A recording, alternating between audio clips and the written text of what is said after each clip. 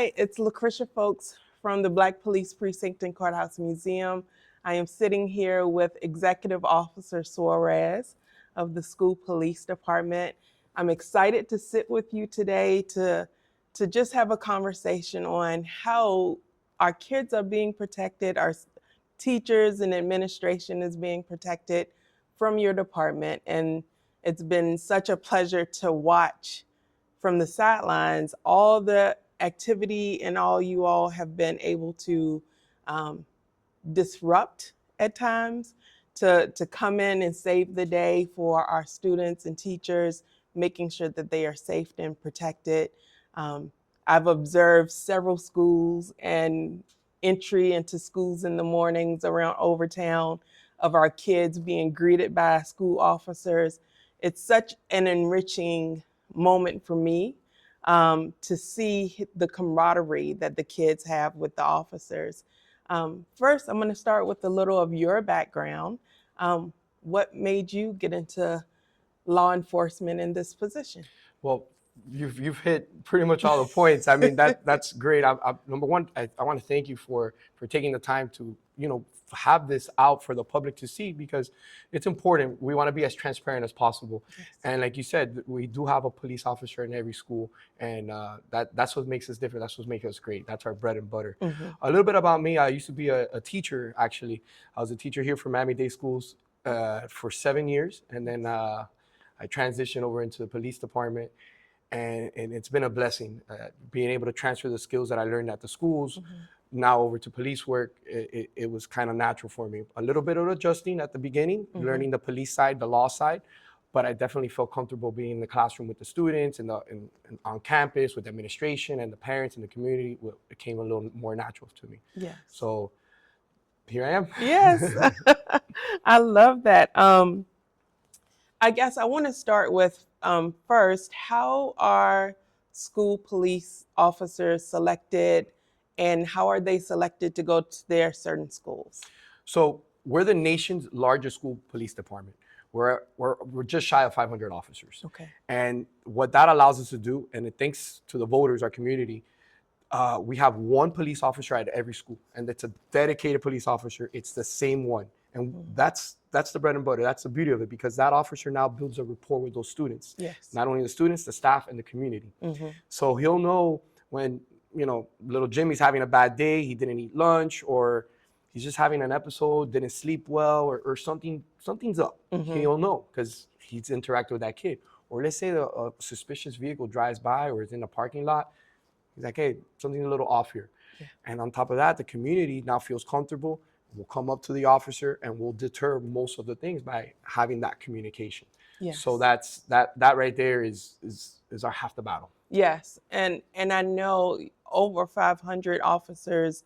I know the department started very small back in the day. Correct. And it has grown over the years. Is this a trend across the country? I grew up rural, so we didn't have school police officers. Mm-hmm. Do you think a trend of having school police in districts is going to continue to grow in the next few years, or what do you think the trend is? I mean, I can't speak on the other departments, mm-hmm. but I know us for sure, definitely.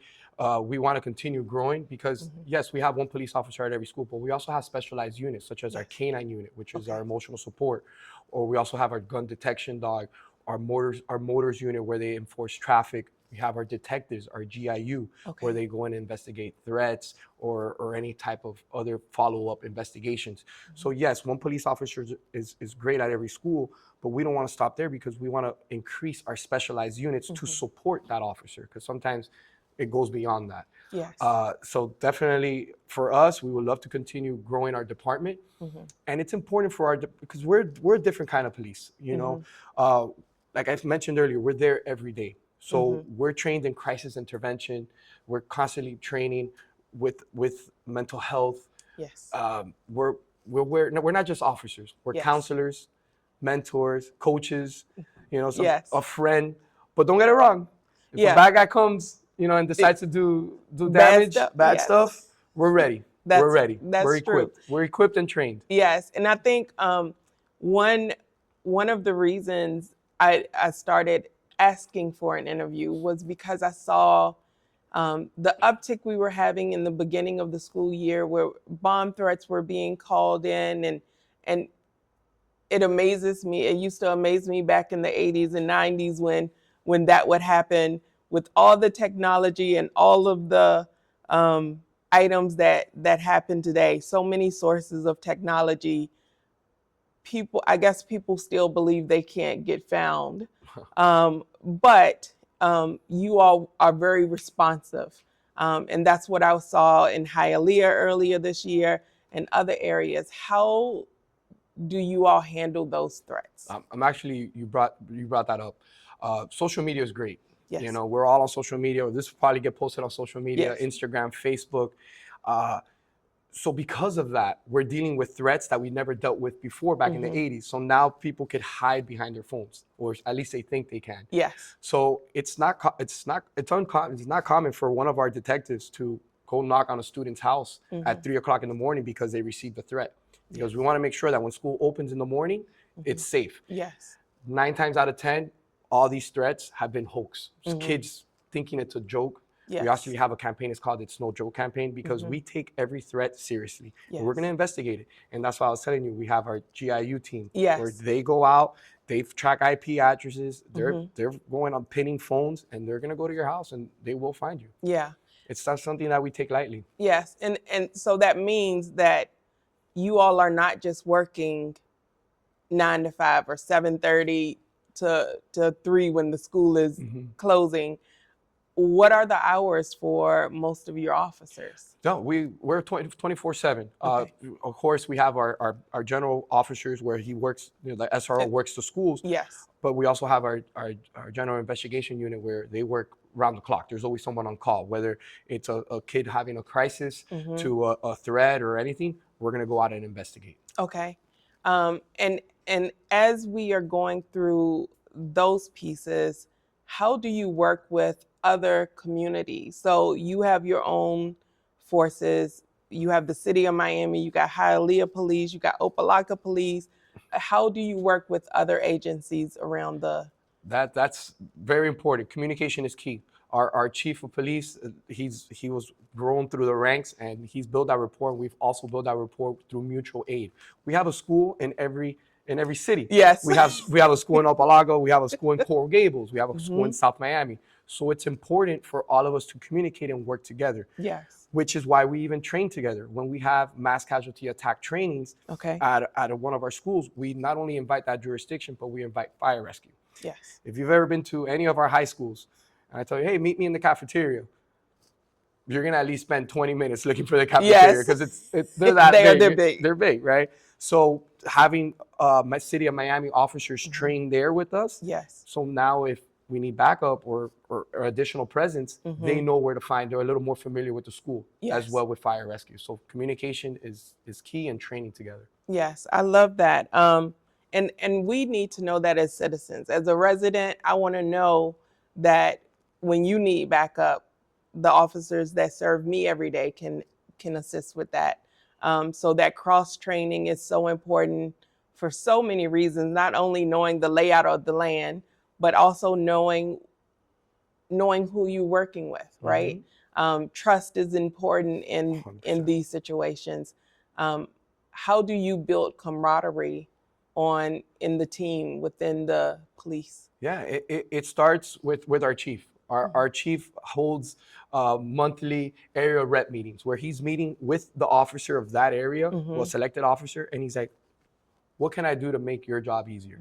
He's going all the way down. He's bypassing the chain of command because he wants the boots on the ground. The boots on the ground, they're the ones living it every day. So he's having these meetings with our officers and saying, hey, what do you guys need? What can we help you with? Yeah. And then that officer obviously just walking around the school, being present, standing in front at the beginning of school as the kids walk in, those high fives, those smiles, seeing that officer there every day, those repetitions is what builds that trust in that officer, in that community. And now the most beautiful thing is when the community and the students trust you, because now they're coming up to you and they're like, hey, Officer Suarez, there's going to be a fight after school, or so-and-so is having issues. Yeah. And we're solving these problems before they even happen. Yes. So what is preparation like for school officers when school is not in session? Oh, so summertime is our busiest time. Okay. Because that's when we get to train the most. Mm-hmm. So we're not only getting trained in crisis intervention training, which is mental health. We're doing a DT, which is defensive tactics. We're doing de-escalation, learning how to talk, that verbal judo. Yes. We're doing CPR training. We're doing the mass casualty attack trainings. We're doing our firearms, baton. Is when we're doing all the training. And so it's actually one of our busiest times, because to train 500 officers in 2 months, it happens, and it's a well-organized team, and that's thanks to our training unit that they oversee all that. So definitely we're busy. And on top of that, there's summer school going on. Yes. So we have officers covering summer school as they're training, and we're constantly rotating and getting everything going. So there's a lot of preparation that goes into our training. Yes. Wow. So when it comes to neurodivergent students, so your ADHD, your autism, your everything that falls under that category of, you might not present to people that you have ADHD or any deficits. How do you all train for that during your training sessions? We also have a autism awareness course that we do take. Actually, well, as a teacher myself, I actually gave that instruction to our department via Zoom, and we also have another training coming up now for this summer. I think the district's going to be leading that training. Okay. Their mental health department is going to come out and train our officers there as a refresher. But again, it goes back to that officer being at that school. Yes. Walking those hallways, popping in, saying hello. I'll give you a case. When I was the officer at Gable Senior, I would always go by, the ASD rooms, the special needs room, and just introduce myself and just hang out, just be a friendly face. And when one of the kids had an episode, he was running all over the school, and I go, hey, I don't want to say his name, but as soon as I yelled out his name and he saw me, I was a familiar face. I was able to calm him down. Yes. And, we got the resources there, and he calmed down. And that's the most important thing, just being there every day, because we know our population, which is different. Like, if I would have seen a student in the street, maybe I don't know who they are. So it's a little different building that rapport. But here at the school, we know who our players are. Yes. How do you think, as a former teacher, how do you think teachers feel having a resource officer there every day? I can tell you from my personal opinion, the teachers, at least I got along with all of them. I used to be a teacher myself, and I would see the cops, and I know what a valuable tool we are, especially with the mental health, the mentoring, the coaching that we do. We're not just there like, I gotcha. We're taking you to jail. Hoorah. Yeah. That's not our job. Our job is to interact with these students, to help them get their driver's license, or they're having a bad day, or whatever situation they're having. We're there for them. Yeah. We take actually pride when a student tells us, hey, are you coming to watch my baseball game today? Are you going to stay after school? Or can you come to my quinces? Or I had a kid, I graduated, thank you for keeping me out of jail, or, thanks to you. And that's what we take pride in. That, but you can't measure those stats. Yes. That doesn't come out on the stat sheet. It doesn't. But we know we're making a difference when we see that. Yes. And I think that's one thing that I have always admired about the idea of protecting and serving, right? Of all police officers being there to protect and serve. And I know that is number one. For if I had children going into school, I want to know that they are protected from someone who cares. Okay. And so, and I see that difference because I saw the high fives at the elementary schools that I went by. I saw the high five and the hellos at Booker T in Overtown. So it makes a difference when they know that they can count on an officer being nice and friendly. Yeah, I don't know about you, but I remember growing up, at least in Spanish, my mom would be like, hey, the cop's right there. You better behave. If not, he's going to take you. Yes. That's not what we want.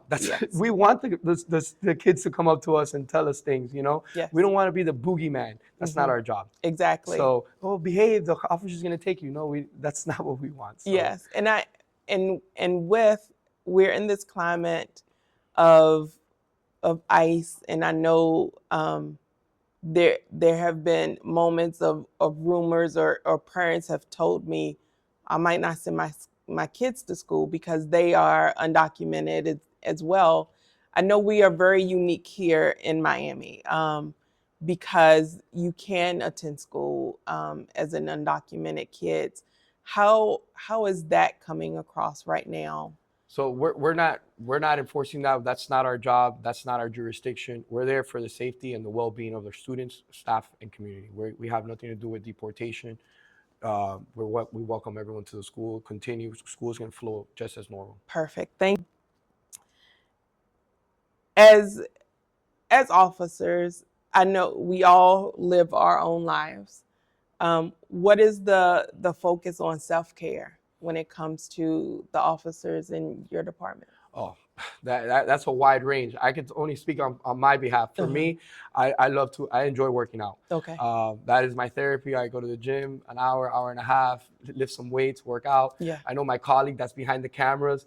He's a camera guy. Yes. Yeah, he's a gadget guy. He'll go with the drones and he'll pick apart things and build things. I call him MacGyver. The guy's great. Other officers will engage in jujitsu. Okay. I know there's a big a lot of our officers that are doing jujitsu and just honing in on their skills. Other officers are into firearms and they're in firearms competition. So it's just a wide range. It's very, very important to, disconnect from the job as well. Yes. Yeah. Because, every day, sometimes we deal with that trauma. So Yes. definitely self-care is very important. And I appreciate you asking that. Yeah. They expect us to be the rock sometimes. Exactly. And just, be all tough. But Yeah. absolutely, we definitely have a sensitive side. At least I can speak on my behalf. So that's important. Thank you for asking that. Because I think self-care is important for all people. I lead meditation classes and everything, but it's so important to detach from your day sometimes. And I mean, it's not like you are city of Miami and busting criminals around the city, but at the same time, there has to be a point where we disconnect or find something that we're interested in that gives us that self-care piece. And I think it's important people know that you have an outlet, and other officers have an outlet to either hone their crafts or whatever they're interested in, because they're people. 100%. We're not just officers, we're people Correct. as well. So when it comes to technology and making sure that our kids are protected and safe, what does that look like in your headquarters? So we have a police command center, state-of-the-art center, where we have over 20,000 cameras being monitored 24/7. They're constantly recording. We also have our yellow buses, our GPS monitors, so we know if a bus goes off route or is stuck or is stopped. Yeah. We have a shot spotter, so if there's shots fired in the area, we'll know how many and what caliber. So if we have to put a school on lockdown because it's in the area, we'll put that school on lockdown.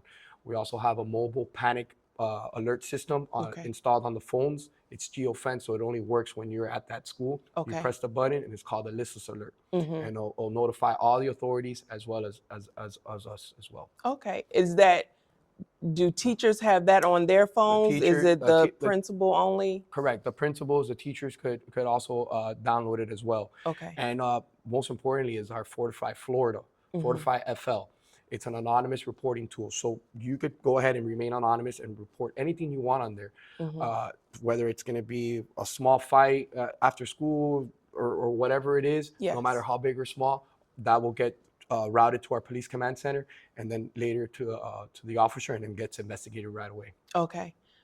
Do you all deal with a lot of instances of the bullying that happens online? When it comes to fighting after school, is any of that tracked, or unless it comes to your attention? So again, having that officer there is deters that problem, because usually, there's gonna be a fight after school. Oh yeah, who? Boom. We bring in the kids, we sit them down, we talk, and it's like, oh no, but I heard you saying this and you said that, and then we're gonna fight for no reason. Yeah. And we end that. We squash it. They become best friends, and it's done. So student mediation is a part of this job too. Absolutely, wearing that mentor hat. Yes. And that's it. And we avoid those things. Yes. So spot shotters are, and that. So sometimes we see the alerts on the news, this school is on lockdown, and it's not the school, it is the surrounding area. How can parents be reassured in those moments that, oh, my kid is at that school? They might not hear anything else in that news report other than the school name. How do you think we can better inform them if I need to show up at school right now? No. So we have the district communication, our office of communication. They work great. They'll either send out a school messenger, to a phone call to all the parents. They'll also put it on their social media platforms that, hey, the school is on lockdown right now, but it's referencing area. Okay. Nothing's going on in the school. The kids are on a secure or hold. So there's constant communication, and Yes. it's thanks to the district and our police department communicating together. We took a field trip as the police explorers to the Black Precinct. Yes. Yeah. And we saw it, so it was really interesting to see history. It's interesting to see the history and those pieces of understanding where community policing comes from. I believe the structure in which you all have set up, how the police officers at the school interacts with the kids is true community policing, right? It is, I'm getting to know the kids, I'm getting to know the parents, I know the administration and the teachers, and that brings in community. When you don't have that camaraderie, when you don't know the kids, when you don't know the people, hey, something's happening at the school and just a cop shows up, you don't know the people, you don't know the culture. And understanding and knowing culture is very important, because a school in Overtown is going to be very different probably from a school in Dorrell, a school in Hialeah, a school in Miami Lakes, right? 100%. And understanding that part of we are in the community is what drew me to making sure we did this story, because people need to understand police, school police, yes, we're sworn to protect and serve, but they get to know your kids. And sometimes they will know what's happening in your kid's life before you do, because they're not talking to you. We spend more time with them. Exactly. We spend more time sometimes with your kids than you do. Exactly. It's not, it's good to say, but Yeah. but yeah, we're there every day. Yeah. Every day from bell to bell. Yeah. And sometimes even after school for baseball games, football games, proms, homecoming, you name it, we're there. Yeah. We know officers that have been at the same school for 12 years. Yeah. 8 years, 12 years, 10 years. And can you imagine the generations? Oh, if I have multiple kids, it's beautiful. I get to see the same police officer every day. You protected my now 8th grader, and now I have a 5th grader. Like that is the important piece. My favorite part, at least when I was a SRO at the school, was when getting the 9th graders in, when they were just little babies and they don't know any better, and then now going into their 12th grade year, seeing what a man and woman they've become, and the maturity level. It's so cool to see that. And a lot of officers in the K through 8 get to see that, because they get to see them as a kindergartner, and now they're 8th graders going on to high school, so they get to see that transition. So it's really cool. It's something very heartfelt, warming. It feels good inside, and that's why we do it. And it's about relationship, and I think having school police also increases the chances that a kid is so comfortable seeing an officer that when I need an officer when I'm older or as an adult, I feel more ready to make that call. Yes. That's important. That's it. I mean, if you feel protected, you know the face, you've seen the face, you've seen the friendly face, and yes, they are here to protect and serve.